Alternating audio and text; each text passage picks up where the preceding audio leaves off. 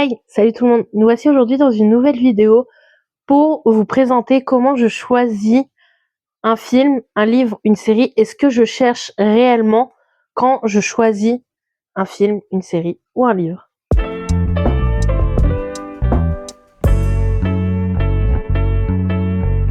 On va commencer par les livres. Le premier point qui fait que je peux ajouter ce livre à ma pile à lire, ce serait les recommandations faites par TikTok, YouTube ou Instagram. Quand la personne va parler du livre et va être vraiment hypée par l'histoire, à fond dedans, et on va voir qu'elle va débiter et raconter en fait vraiment, elle va être plongée dans cette histoire, ça va me donner de plus en plus envie de découvrir en fait ce livre. Après, il y a des nuances aussi qui fait que certaines personnes sur TikTok, YouTube, Insta, qui vont dire j'ai lu ce livre mais j'ai pas aimé et ils vont faire un petit speech dessus qui moi pourrait m'attirer. Il y a plusieurs livres où c'est déjà arrivé, dont un qui est La Meute du Phénix chez Milady, Brajlon Milady, qu'une youtubeuse, elle en a parlé et tout, et elle a dit qu'elle avait vraiment pas aimé, et elle a raconté quand même le speech et tout, l'histoire, de quoi ça parlait. Moi, ça m'a tenté, ce qui fait que je l'ai lu, et j'ai adoré la saga. Je lis, j'ai relu des tomes, j'ai même lu la série Compagnon et tout. Donc voilà, moi, des fois, ça peut m'attirer, me donner envie, découvrir comme ça, j'aime beaucoup. Il y a aussi le fait, là, quand je vais en librairie et par exemple, il y a des livres dont j'ai pas entendu parler ou autre, je vais aller dans les catégories qui me plaisent le plus, donc romance, young adult et romantasy. Fantasy, romantasy. Et du coup, je vais feuilleter si la couverture m'attire, si des fois derrière les livres, il y a une petite phrase d'accroche et tout, elle m'attire, je vais y aller. Par contre, je lis jamais les résumés. On va dire 95% du temps, je ne lis pas les résumés des livres, tout simplement. Parce que je trouve que maintenant, les résumés sont mal faits. Soit ils en disent trop. Du coup, des fois, on finit le livre, on savait déjà toute l'histoire. Ils spoilent. Soit, quand je dis encore ils en disent trop, des fois ils disent jusqu'à plus de la moitié du bouquin. Du coup, t'attends en fait qu'il se passe un truc dont t'es pas au courant. Ce que je cherche quand je prends un livre, c'est dans un premier lieu des tropes qui me plaisent. Mes tropes préférées, c'est Fond Family et Hamster. C'est vraiment les deux que je préfère, que j'aime vraiment énormément. Du coup, le Fond Family, c'est quand un groupe de personnages qui ne se connaissent pas, ni d'Adam, ni d'Ève, qui sont, voilà.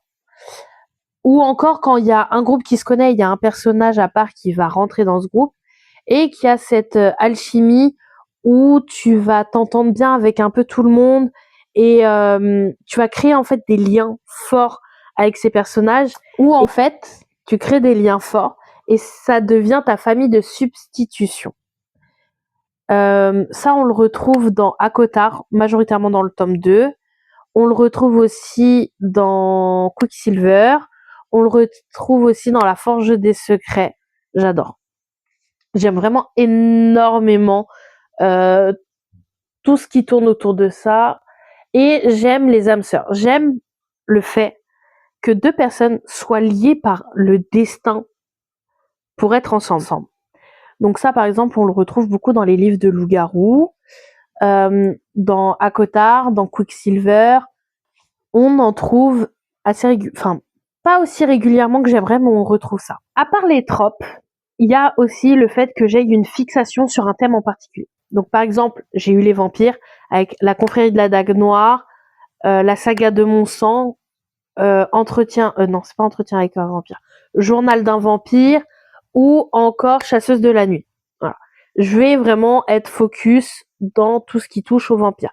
Aussi, ce que je cherche dans un livre pour vraiment l'apprécier, c'est qu'il me procure des émotions fortes. Je vais essayer de m'expliquer. Moi, par exemple, je vais parler de Fourth Wing.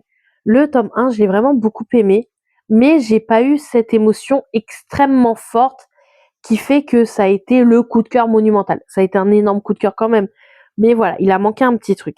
J'ai préféré le tome 2. J'ai surkiffé le tome 2. C'est mon tome préféré. Il y a vraiment beaucoup de passages où, voilà, ça m'a procuré de l'énervement, de l'agacement, des frissons et tout. Enfin voilà, moi je vis le livre, j'ai besoin de, plus je vis l'émotion en fait, plus je vais apprécier et plus je vais me dire j'ai bien choisi mon bouquin.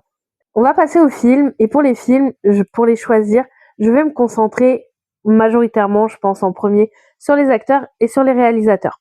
Par exemple, pour les réalisateurs, il y aura Tim Burton, Guillermo del Toro ou encore Gus Van Sant qui a fait mon film préféré. Il va y avoir les acteurs. Du coup, pour les acteurs, je vais mettre Johnny Depp, Nicolas Cage, Robin Williams ou encore Lily Collins. Voilà. C'est vraiment des acteurs. Généralement, j'apprécie ce qu'ils font, j'apprécie où ils sont et j'aime leur rôle, les rôles qu'ils jouent. Et grâce à ça, en fait, je découvre des films que j'aurais pas spécialement vu de moi-même. Le meilleur exemple que j'ai, c'est Gilbert Graham. Si je me serais pas intéressée à la filmographie de Johnny Depp, j'aurais pas regardé ce film parce qu'en soi, le speech n'est pas ce que je préfère. Il y a aussi le fait d'avoir une recommandation personnelle. Là, c'est beaucoup moins sur TikTok, Insta et tout. C'est vraiment quand un proche à moi me dit «Ah, quand j'ai vu ce film, j'ai pensé à toi» ou «Ouais, ce film, je suis sûre qu'il te plaira et tout». C'est vraiment la recommandation personnelle me donnera envie de regarder et aussi de savoir pourquoi la personne a pensé à moi pour tel ou tel film et pourquoi il s'est dit que moi ça pourrait me plaire et tout. Et en fait, je trouve ça super intéressant d'avoir un point de vue extérieur de quelqu'un et je trouve aussi que ça permet de voir comment les gens nous voient. Bien sûr, mine de rien, il y a les extraits qui jouent qu'on peut trouver sur TikTok. Je trouve que sur TikTok, il y a de plus en plus d'extraits de films, de séries ou autres et ça aussi ça peut me donner envie de regarder les films, les séries, etc. Je dis bien extrait et pas bande-annonce parce que les bandes-annonces, je trouve ça tellement mal fait. Je trouve ça mensonger. Ou encore, je trouve que des fois, pour certaines bandes-annonces, il y a tous les bons moments du film dans la bande-annonce. Ce que je cherche en premier dans un film, du coup, avec tout ça, soit avec les recommandations, etc., ça va être de m'évader. En fait, plus un film va me permettre de m'évader de ma vie réelle, plus je vais être attirée par le fait de regarder ce film. Voilà, j'ai besoin de m'évader, j'ai besoin de me changer les idées. Je veux pas rester bloquée dans mon train-train quotidien. C'est une façon rapide et simple de me changer les idées et de m'évader et de penser à autre chose, voire même de penser à rien. Je pense que c'est pour ça aussi que je suis beaucoup plus attirée par le genre fantasy, fantastique, vu que je trouve que c'est vraiment les univers qui me permettent le plus de m'évader et de me sortir de mon train-train quotidien. Oui, je me répète. Après, ça change pas que mes films préférés sont, ou les films qui m'ont le plus marqué, émotionnellement parlant, ça va être des films dans dans la vie commune, sans magie, sans rien. Par exemple, mon film préféré, c'est Will Hunting, ou encore, qui me fait tout le temps pleurer, il me fait ressentir des boules d'émotions, des charges d'émotions. C'est ce que je cherche dans un film aussi. Et ce film, il me fait sortir de mon train-train quotidien et en même temps, il donne de l'espoir et tout. Enfin, je pourrais vraiment vous en parler pendant des heures de ce film. Mais un autre exemple, il y a Elephant Man. Je trouve ce film magnifique et il y a vraiment une scène où j'ai une rage folle et immense, mais intenable. Et en fait, c'est ce que je cherche dans un film. Ce film marche bien parce il me poigne, il me prend au cœur, il me prend aux tripes. Et voilà, c'est ce que je cherche, c'est ce que je veux aussi dans un film.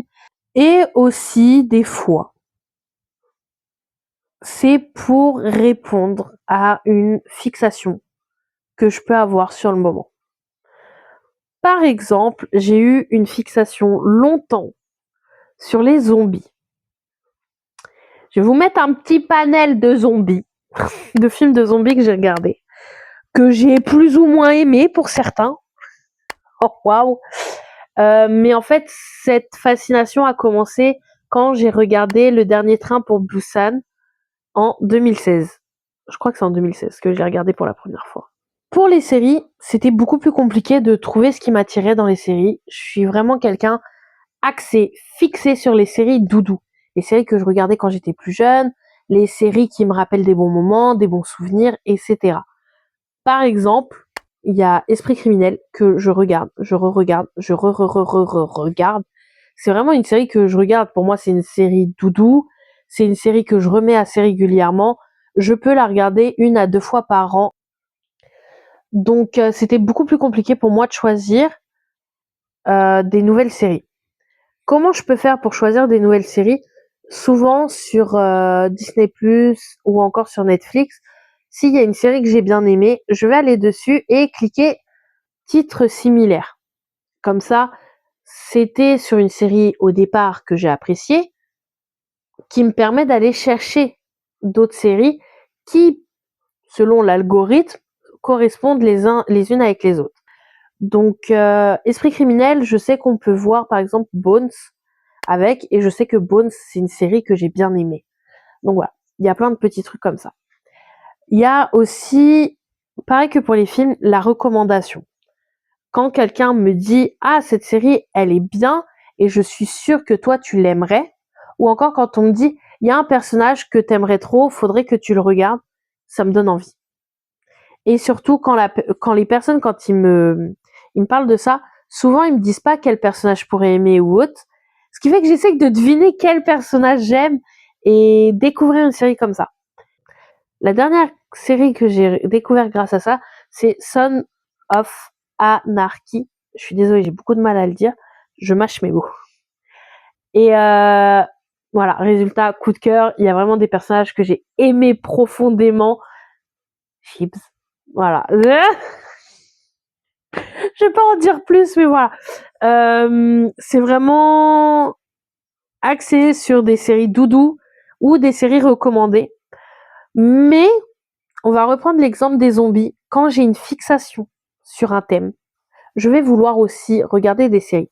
Je vais vous mettre les quelques séries de zombies que j'ai regardées. Donc il y a The Walking Dead, iZombie, Into the World, je crois que c'est ça, que j'ai adoré, qui sont des séries de zombies que je regardais en même temps que j'avais ma fixation sur les films. Les séries, je trouve, c'est un moyen plus facile et plus simple d'être dans un univers, d'être en sécurité en fait, dans un univers qu'on aime, avec des personnages qu'on voit et qu'on peut revoir et re-revoir parce qu'il y a plusieurs saisons, on n'est pas dans l'obligation de tout regarder d'un coup, on peut regarder un épisode par-ci par-là, ou même selon certaines situations, on peut en regarder, et je trouve ça génial. Vraiment, j'ai rien de négatif à dire là-dessus. Sur ce, messieurs, dames, j'espère que cette vidéo vous aura plu, qu'elle n'aura pas été trop longue pour vous. Et n'hésitez pas à me dire, vous, comment vous choisissez les livres, les films ou les séries que vous décidez de lire ou regarder. Moi, ça m'intéresse, j'ai ma façon de penser. Je sais que c'est personnel à chacun, mais en vrai, savoir comment vous pouvez choisir vos films, vos séries et tout, ça m'intéresse énormément. Prochaine. Bye bye.